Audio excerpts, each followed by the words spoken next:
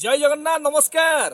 आज कहबी गाड़ी रो A for accelerator, B for brake, C for close, G for gear आउ एस फॉर स्टेरिंग एई पांचटा जिनसर काम कोन मु आज आपन कहबी।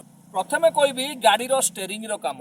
स्टेरिंग रो काम होउची आमे स्टेरिंग को डाहाण को बुलेई बाम को बुलेई गाड़ी चलेकी हमर निजर लक्ष्य स्थल रे आमे पहुंची पारिताउ। द्वितीय होउची गाड़ी रो गियर।